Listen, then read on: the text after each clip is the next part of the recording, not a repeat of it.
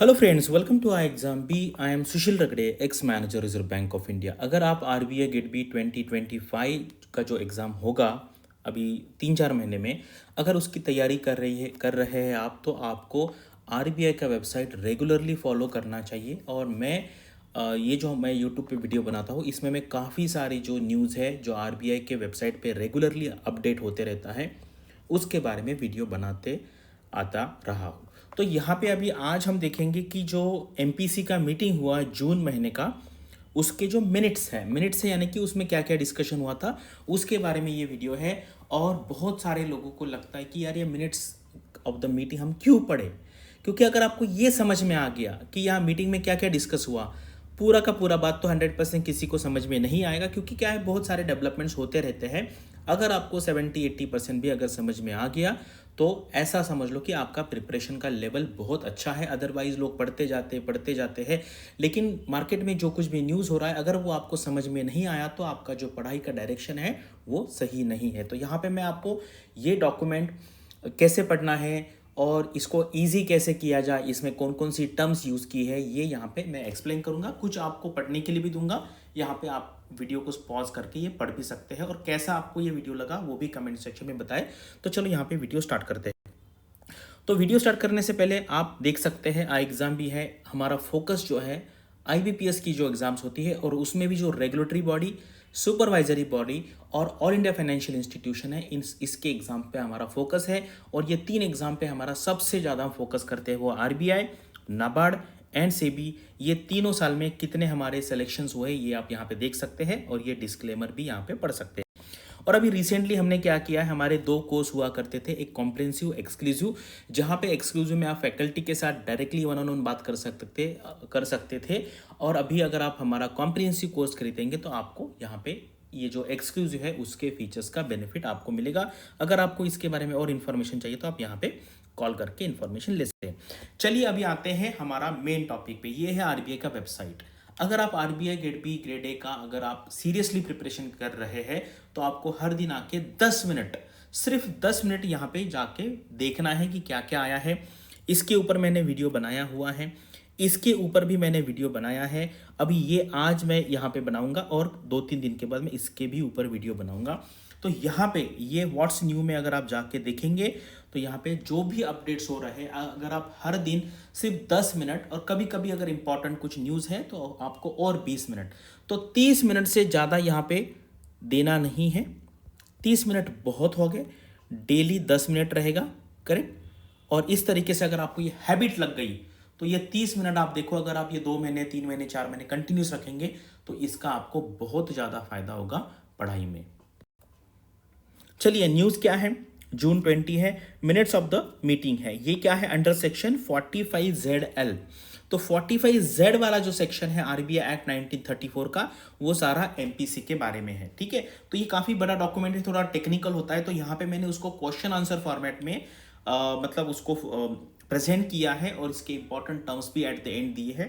तो अगर आप वो पढ़ेंगे, मुझे पता है आप जो जितने लोग अगर मान लीजिए 1000 वीडियो देखेंगे, तो उसमें से सिर्फ 1% लोग पढ़ेंगे, और वही serious aspirant RBI grade B के। अदरवाइज बाकी लोग तो बस सुनने आते हैं कि यार ये नोटिफिकेशन कब आएगा, ये आएगा। जैसे ही मैं नोटिफिकेशन का इन्फॉर्मेशन बता दूंगा, उस दिन लोग पूछेंगे अगले साल का कितना आएगा, क्योंकि उसके बाद आपके पास 50-60 ही दिन बचेंगे। तो वो ऐसे मत होने देना। सीरियस एस्पिरेंट्स अगर आप आरबीआई का प्रिपरेशन करेंगे, तो बाकी जो एग्जाम्स है वो आपके लिए बहुत ईजी हो जाएंगी। तो चलिए अभी मैंने क्या किया है, इसको हम क्वेश्चन आंसर फॉर्मेट में देखेंगे, ठीक है। अभी ये 5 क्वेश्चन मैं आपको यहाँ पे एक्सप्लेन करूंगा, आगे के 5 आप पढ़ लेना।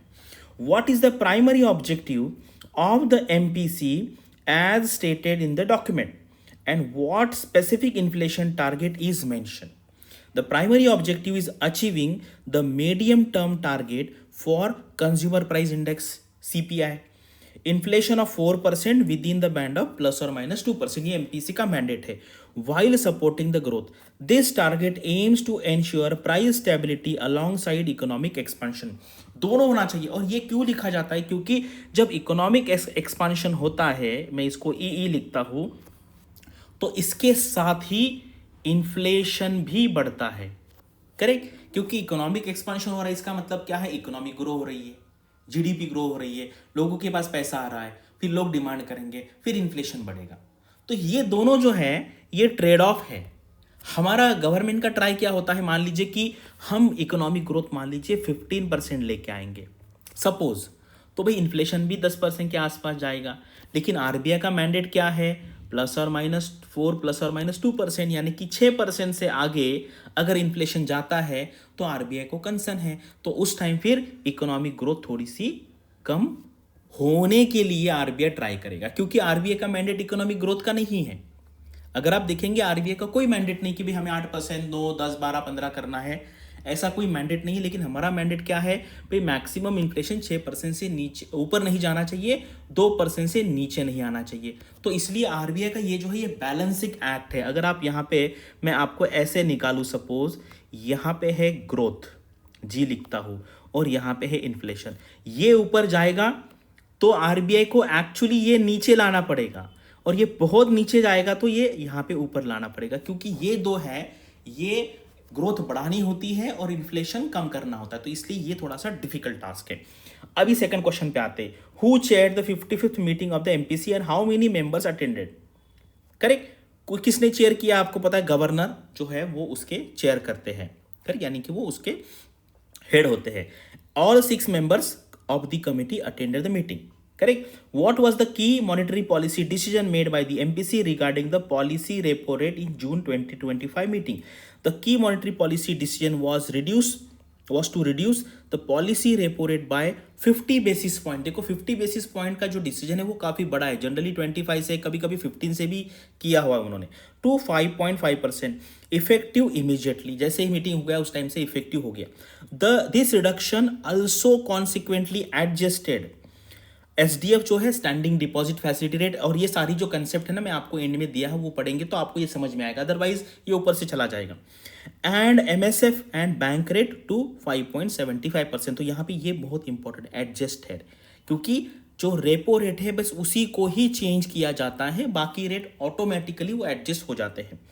How did the MPC change its monetary policy stance and what was the main reason cited in this change? भाई क्या रीजन है इसके पीछे का?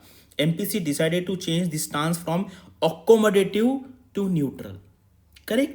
This change was primarily due to the limited space remaining in the monetary policy to support growth after recent rate cuts and the need for flexibility to respond to evolving macroeconomic conditions. Correct, क्योंकि RBI ने कहा है कि भाई हमारे पास अभी scope बहुत कम है। ये जितने इसमें वर्ड्स आए हैं, टेक्निकल वर्ड्स या आप उसको जार्गन भी कह सकते हैं, उसका मीनिंग एंड में दिया है। और अभी लास्ट क्वेश्चन, 5वां क्वेश्चन इस स्लाइड का, what was India's real GDP growth for the financial year 24-25 and what is the projection for 25-26?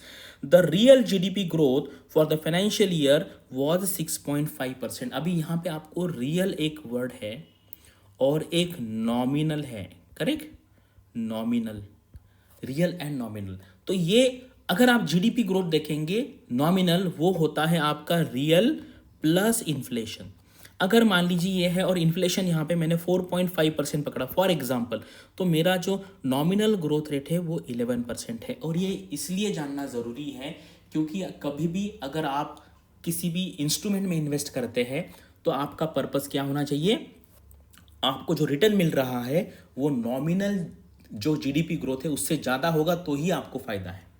यानी कि आपका इन्वेस्टमेंट इंडिया की जो जीडीपी का ग्रोथ है वो एवरेज होता है ना, एक्चुअली कोई सेक्टर 1% से ग्रो कर रहा होगा, कोई 30 से कर रहा होगा, कोई 5, कोई 10, तो ये पूरा इकोनॉमी यानी कि ऑन एन एवरेज हमारी इकोनॉमी मान लीजिए 6.5% पे ग्रो हो रही है और आपका इन्वेस्टमेंट उससे कम हो रहा है, तो क्या फायदा।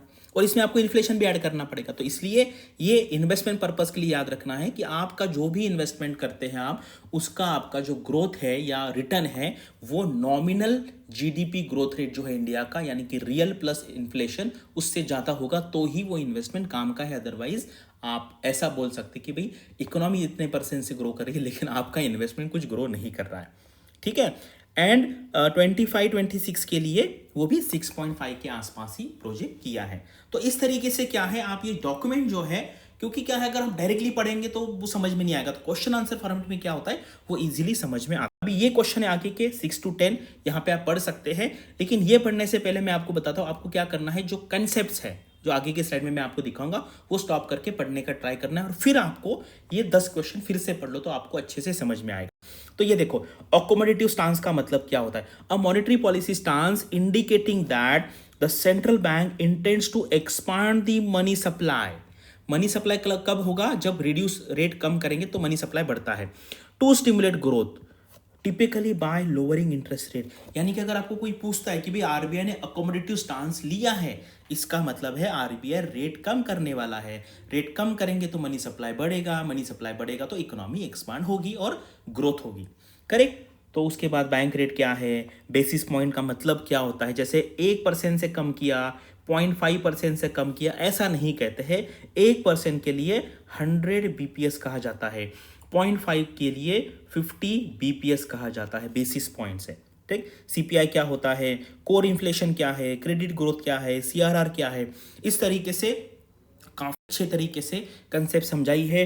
डिफ्लेशनरी कंडीशन क्या होती है, डॉलर इंडेक्स क्या है, एक्सटर्नल बेंचमार्क रेट ईबीआर क्या है, फिस्कल कंसोलिडेशन का मतलब होता है policies implemented by the government to reduce budget deficits and accumulate debt often through spending cuts और टैक्स इंक्रीज। करेक्ट? रिड्यूस क्या करना है, ये और ये रिड्यूस करना है। करेक्ट? और क्या होता है यहाँ पे, टैक्स कट, टैक्स इंक्रीज किया जाता है और स्पेंडिंग कम किया जाता है। फिस्कल का मतलब होता है टैक्स एंड एक्सपेंडिचर रिलेटेड, इतना ही याद रखना है आपको। मान लीजिए थोड़ा सा इंटेलिजेंट साउंड करना है तो ऐसे वर्ड यूज कर सकती है कि आरबीआई ने अकोमोडेटिव स्टांस लिया है, फिस्कल कंसोलिडेशन हो रहा है। तो ये आपके फ्रेंड्स में अगर आप बात करेंगे तो ऐसे वर्ड्स यूज करेंगे तो सब लोग आपकी तरफ देखेंगे। करेक्ट? फिस्कल स्टिमुलस है। फ्रंट लोडिंग का मतलब क्या होता है, जीवीए क्या है, खरीफ क्रॉप क्या है, kharif and rabi. Correct?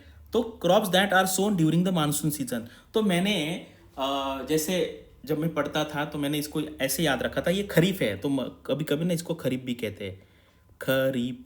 Correct? तो जैसे आपको पता है रेनी सीजन है, करेक्ट, बारिश का मौसम है, तो मराठी में हम इसको ना बारिश को पाउस कहते हैं। करेक्ट? तो मैंने ऐसे याद रखा था भाई खरीफ जो है पी, पी यानी कि पाउस यानी कि मानसून का जो रीजन है बारिश का, उसमें जो आने वाले हैं वो खरीफ है। करेक्ट? तो और बाकी जो हो गया फिर वो विंटर वाला हो गया, जून से अक्टूबर वाला। करेक्ट? सच एज राइस, मेज एंड जवार। देखो क्या होता है ना, हमारा जो ब्रेन है ऐसी प्लेन बातें याद नहीं रखता। अभी ये जो मैंने उस टाइम पे 15-20 साल पहले याद रखा था कि खरीफ मतलब पाउस यानी कि जो रेनी सीजन में आता है, बारिश में आता है वो। तो इस तरीके से आपको कुछ ना कुछ लिंकेजेस लगाना पड़ेगा। और मैं मेरा जो क्लास होता है उसमें मैं ऐसे ही करता हूँ, बहुत सारे कंसेप्ट, मतलब 10-10, 15-15 भी कोई है तो मैं बच्चों को इसी तरीके से सिखाता हूँ कि वो कभी भूले ना। करेक्ट? इस तरीके से पढ़ना है, अदरवाइज फिर आप भूल जाएंगे। करेक्ट? एलएफ क्या है, एमएसएफ क्या है, एमपीसी क्या है, न्यूट्रल स्टांस क्या होता है। A monetary policy stance indicating that central bank is neither biased towards easing, यानी कि ईजिंग का मतलब है क्वांटिटी, ईजिंग का मतलब है stimulating growth, nor tightening, tightening का मतलब है इन्फ्लेशन को टाइट किया, कंट्रोल किया। Policy will react based on the incoming data, it suggest flexibility for the rate action. Correct? NIM क्या है, पॉलिसी रेपो रेट क्या है, प्रोविजनल एस्टिमेट्स क्या होता है। करेक्ट? रबी क्रॉप है, जैसे भाई हमने तो एक ही याद रखना है भाई, आप खरीफ याद रखो यानी कि मॉनसून वाला है, जो बचा है वो आपका विंटर वाला हो गया, रबी क्रॉप है। रियल जीडीपी ग्रोथ क्या है, करेक्ट, जैसे मैंने आपको जो बताया था, the measure of countries economic output adjusted for inflation reflecting the true growth in the production of the goods and services, यानी कि इन्फ्लेशन निकाल दो तो वो रहेगा रियल। नॉमिनल क्या है, फिर इन्फ्लेशन ऐड करने के बाद। रियल रेपो रेट क्या है, करेक्ट, न्यूट्रल इंटरेस्ट रेट क्या है, एसडीएफ क्या होता है, ट्रांसमिशन क्या है। ट्रांसमिशन ये इंटरव्यू में काफी बार क्वेश्चन पूछा जाता है, the process through which the changes in the central banks policy rate influence other interest rate in the economy, जैसे एसेट प्राइस है, and ultimately real economic activity that is consumption, investment, inflation. इसको कहते हैं monetary policy transmission. और ऐसा कहा जाता है कि आरबीआई का मॉनेटरी पॉलिसी ट्रांसमिशन बहुत वीक है। आरबीआई वहां पे रेट बढ़ाता है, कम करता है, लेकिन उसका रियल इकोनॉमी पे यानी कि कंजम्पशन पे, इन्वेस्टमेंट पे, इन्फ्लेशन पे ज्यादा फर्क नहीं पड़ता है। देखो अगर आप इस तरीके से पढ़ेंगे तो ये क्या हो गया भाई, ये आपका पूरा इकोनॉमी, बैंकिंग, फाइनेंस का पढ़ाई हो गया। तो इसी तरीके से आपका पढ़ाई अगर अच्छा होगा बेसिक लेवल का, तो जो कुछ भी इकोनॉमी में चल रहा है, जो कुछ भी न्यूज़पेपर का न्यूज़ है, आरबीआई के सर्कुलर है, आरबीआई का न्यूज़ है, वो आपको अच्छे तरीके से समझ में आएगा। तो भाई इसी तरीके से हम अगर पढ़ाई करेंगे। तो आरबीआई का एग्ज़ाम टारगेट करना है, मुझे पता है बहुत मुश्किल होता है। अगर वो नहीं होता है तो फिर सेबी का है, फिर आरबीआई है, पीएफआरडीए है, आईआरडीए है, नैफिड है, एक्जिम है, एनएचबीसी है, ईसीजीसी है, इंश्योरेंस, इतने सारे एग्जाम है पूरे इंडिया में। कम से कम 25 एग्जाम्स होते हैं जो आईबीपीएस अलग अलग कंडक्ट करता है। तो हमें क्या करना है, कभी भी टॉप लेवल का एग्जाम ट्राई करना है। जैसे मेरे केस में मैंने टॉप लेवल का एग्जाम यानी कि यूपीएससी आईएएस का एग्जाम ट्राई किया था। 2 बार मेंस एग्जाम दिया, उसमें नहीं हुआ, लेकिन वो जो पढ़ाई थी उसका फायदा मुझे आरबीआई में हुआ। करेक्ट। उसके बाद नाबार्ड में भी मेरा इंटरव्यू तक हुआ था, मैं गया नहीं था क्योंकि उस टाइम पे मेरा यूपीएससी का उस टाइम मेंस एग्जाम था। एसबीआई में सिलेक्शन हुआ, आईबीपीएस में हुआ। तो आपका अगर टॉप लेवल का एग्जाम आप देखेंगे तो उसके बेसिस पे भी आप बाकी नीचे वाले एग्जाम्स पास होते जाएंगे। अगर आपका टारगेट सिर्फ आरबीआई असिस्टेंट है या एसबीआई जूनियर एसोसिएट है, वो लोअर लेवल वाले एग्जाम्स होंगे, तो भाई आपका नहीं होगा, तो उसके नीचे तो कोई एग्जाम है ही नहीं। तो इसलिए कभी भी टॉप लेवल के एग्जाम्स ट्राई करने हैं। आपको वीडियो कैसे लगा आप कमेंट सेक्शन में बता सकते हैं। इसी तरीके से हम और अच्छे अच्छे तरीके से नॉलेज वाले वीडियो बनाते जाएंगे, हम पढ़ते जाएंगे। Thanks for watching this video and all the best for your studies and upcoming examinations.